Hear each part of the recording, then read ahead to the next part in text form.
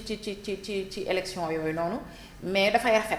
dañuy bëgg mu rafet daal noo jàngatee loolu yépp. Fatima am na yoo xamante ne jaratuma ciy dellu les criminels les délinquants ces pyromanes de 2021 en 2024 qui ont voulu détruire ce pays méritent pire que la prison. Je le dis et je le réitère. ñoom il suffit juste ñu ne dañu am benn renseignement ne étudiants yi dañoo bëgg a yàq ay resto ñu déployer bonite des fois rawatina koo xamante leader politique da nga taxaw tout le monde taxaw nga ne Sénégal dañ ko naxasam. État a le droit et dans l'obligation de préserver la paix et la sécurité de ce pays et que dem su doonaatoon tey on ferait exactement face à ces exactions de ces Sénégalais, de ces gens-là qui voulaient détruire ce pays. Et on assume toutes les responsabilités. Nous, on est des républicains. Opposition du marche. Lu lay fal du marche. Du nekk ci mbedd mi di yàq di taal. am na son bu may dégg de kan la voilà merci. duñ yàq duñ taal. fekkee ne ñoom nuñ opposé wu seen xeeti opposition. ñoom nañ ko assumer seen bopp loolu ñoom la ñun ñaanuñoo yàlla dox ci ay cadavre ñaanuñoo yàlla def bain de sang ñaanuñoo yàlla def quoi que soit yoo xamante day participer ci luy yàq Sénégal wala luy naxasal Sénégal 80 morts yi muy wax c'est des mensonges crapuleuses éhontés cousus à fil blanc am ngeen assemblée nationale. ñaata yoon lañ ko fi wax vraiment arrêtez de nous emmerder avec vos histoires là ñi gaañu dañ leen di ñaanal yàlla na yàlla yërëm leen wax dëgg yonent yàlla Muhammad yóbbu leen ci arjana yi gën a kowe sarax yàgg fii gars yi seen njaboot yi yàgg di leen di saraxal ñu leen di masawu bu baax a baax a baax a baax parce que nag politique jaru sax nit di blessé wu rawat na di ñàkk bakkan mais kenn moo fi wax ne deuxième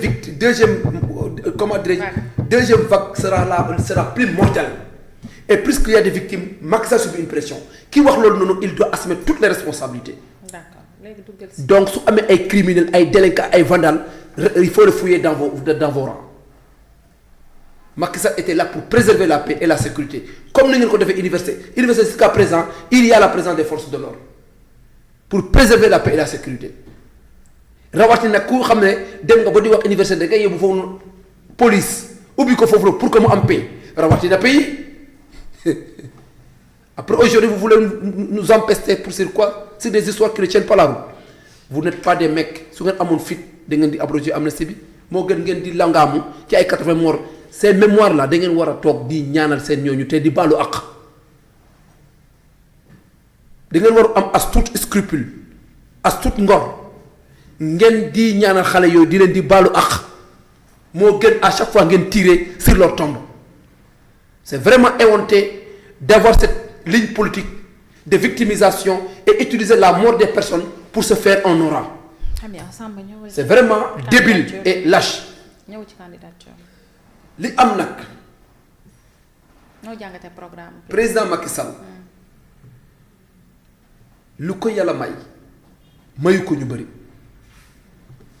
ku ne bëgg na doon Macky Sall mais du ñëpp a mën a doon Macky Sall. sur le plan des compétences tey xam nañ ne guerre bi am dans le monde c'est l'or noir. L'or noir c'est le pétrole. Et que Macky Sall nekk un grand pétrochimiste un géophysicien liggéey ci pétrole toute sa carrière xam bu baax li nga xam ne moom mooy pétrole mooy danger actuellement bi nga xam ne moom mooy li nga xam moom lañ ñëpp di convoitiser mu ñëw gérer Sénégal pendant 12 ans gérer NEPAD gérer Union africaine gérer CEDEAO jóge foofu noonu gérer Sénégal pendant 12 ans am CV boo xamante ne candidat yëpp nga xam ne ñu ngi présenté à la candidature kenn ci ñoom il nous arrive à la cheville c'est le plan des compétences c'est le plan du professionnalisme c'est le plan du background sur le plan du vécu sur le plan de la maîtrise des relations internationales ku dem ba France jël la 4P le pacte de Paris pour les peuples kooku noonu yaakaar naa ne lépp loo xamante ne mooy stabilité muy paix pacte de Paris pour la paix et les peuples yooyu noonu képp koo xam nga ne képp koo xamante ne amoo woon yàqintal pour mën a defal réew pour am période ba am stabilité duñ la ko tab du n'importe qui lañ koy tab ñoo xamante ne nag à part le Sénégal kenn xamu leen tekkuwuñu dara sur le plan international sur le plan mondial suñ toogee fii di ñuy jëte ay jatrib non on comprend que gémmiñ juy buy nacc du wax jàmm te am na ñoo xamante ne seen gémmiñ dafay nacc donc lu ñu fay génn rek c'est des saignements on les comprend et vraiment nous vous concédons ces attitudes président adduna bi moo ko soxla président adduna moo ko soxla ci anam yu bëri ci nga xam ne mën na waxtaan ak Poutine mën na waxtaan ak Macron mën na waxtaan ak Kim Jong-un mën na waxtaan ak président Chine mën na waxtaan ak n'importe quel président au monde ils entretiennent des relations très très soudées et que leadership am may na ko pour nu mën a def refonte de l'ONU pour que véritablement l'ONU am une beneen réorganisation boo xam ne day mën a permettre les peuples et les nations ñu gis seen bopp et l'application effective de la loi et surtout sur le plan de la paix et de la sécurité nekk loo xamante ça doit être ça doit être la colonne vertébrale de la vision de onusienne parce que nag soo gisee ONU di yóbbu ay casque bleu pour maintien de la paix mooy lan pour que adduna bi yëpp am jàmm adduna bi yëpp mënuñ am jàmm tant que nit ki respecté wul intégrité réew tant que nit ki pays respecté wul intégrité yeneen réew yi donc aujourd'hui l'harmonie cette équivalence cette paix cette stabilité qui doit lier tout le monde parce que adduna bi kenn moomu ko ñu ñëpp a ko bokk tey couche d'ozone bi su yàqoo c'est pas l'Amérique qui va en pâtir c'est pas l'Europe qui va en pâtir mais c'est tout le monde qui va en pâtir parce que la couche d'ozone là ça nous appartient ñu tous ñi wax ne Macky Sall du gis porte ONU Macky Sall yegg na toog ONU ki nga xam ne moo nekk le président du conseil de l'adaptation climatique sooy toog ne Macky Sall du gis porte ONU booba yow tu es dépourvu de toute substance mentale tu n'es même pas un rescapé mental mais en réalité tu es un analphabète en puissance koo xamante ne dafa am siège. Fatima, est-ce qu'on ne peut pas arrêter les attaques personnelles? Samba. Non laalu ma nit te du déggoo ma laal nit. tudd ma nit il peut parler de mon parti. déggoo ma tudd nit. il peut parler de mon parti. mais pas de toi bien sûr. non man tudd ma nit wax dëgg neex yàlla. waaw d'accord allez-y bàyyi monsieur Touré. man j'analyse ku ci gis boppam nag ku weer nga weri ku aj yay sentu li am may ne ki nga xam ne Sénégal Afrique G20 pays am droit de veto ak yeneen pays nga xam ne c'est des grandes puissances ñoom ñu fa nekkoon président moo xeex sur le plan diplomatique et sur le plan international pour que Afrique am fa siège au niveau du G20 kooku c'est grâce à son excellence monsieur le président Macky Sall.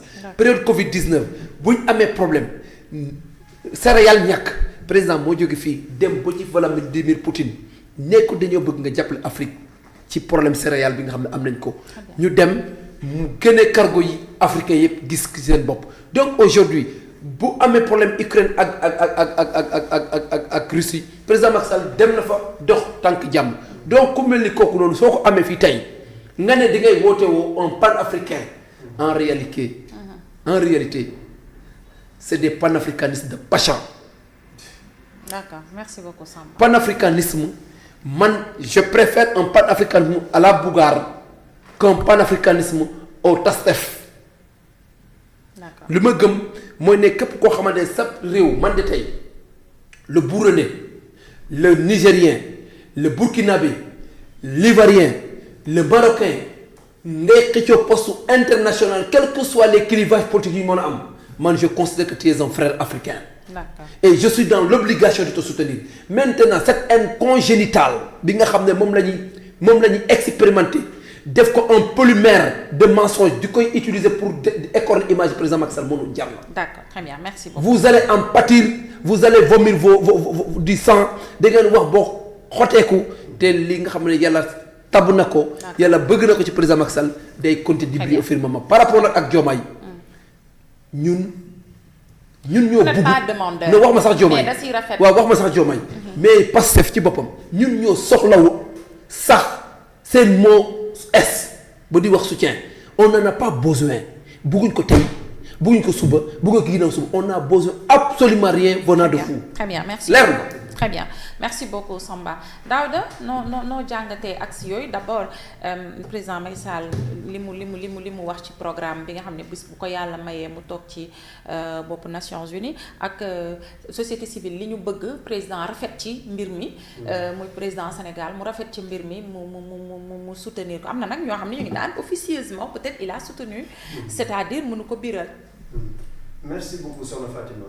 dama lay remercier ci invitation bi ak ci question bi encore pour moi dama jàpp ni c'est une immense fierté.